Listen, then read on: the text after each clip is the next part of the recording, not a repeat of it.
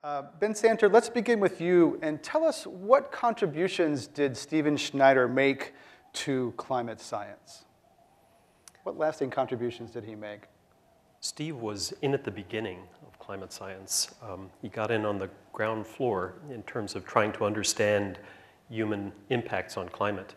He made fundamental contributions to our understanding of how clouds affect climate, fundamental contributions to our understanding of how aerosol particles affect climate, and was one of the early voices in the whole debate about the environmental consequences of nuclear war and how the smoke from fires generated by nuclear exchanges might affect Earth's climate for years to come. He was also one of the pioneers in terms of understanding the effects of the ocean on climate, how the ocean acts to delay the climate change that we've committed ourselves to, the huge thermal inertia of the ocean.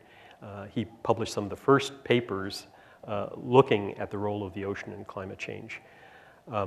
I first intersected with Steve because he also made contributions in an area that's of particular interest to me, trying to understand the statistical aspects of climate change. So we know as climate scientists that there are natural fluctuations on climate, that Earth's climate does fluctuate without any human intervention at all.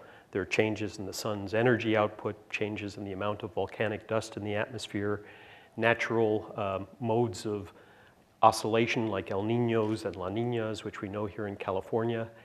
And Steve looked at the problem way back in the 1970s and early 80s. Against this background of climate noise, when and where might we expect to see the signal of human intervention on climate? With his wife Terry, Steve also made pioneering contributions in our understanding not only of the effects of climate change on the physical climate system, but also the impacts of those physical climate changes in temperature, rainfall, atmospheric circulation on living things, on the distribution and abundance of plant and animal species. In the later stages of his career, he got heavily engaged in the economic implications of climate change. How do we identify levels of dangerous anthropogenic interference, tipping points in the climate system? What would it cost to put in place climate policies that would avoid reaching those tipping points?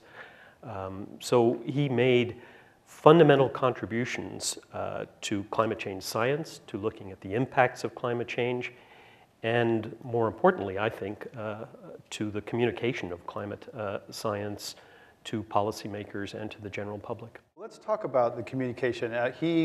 Some people think he had a unique ability to make complex science accessible to a mainstream public. What lessons have we learned from the way he did his business and the way he talked about science in a way that the average people can understand? Ben Santer?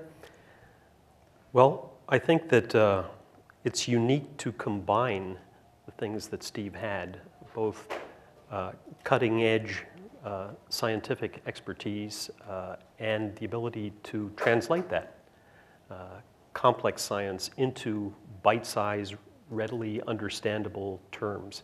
That's a gift, and Steve had that gift. He also had the ability to connect with anyone, not just with other professors or people who were experts on climate change, but with members of the general public, with policymakers, with the media, and he had the ability to convey his passion for what he did, that science was exciting, that the joy at understanding things is what drives us, what impels us. He was unique too at finding stories, the metaphor, the cloudy crystal ball, for example.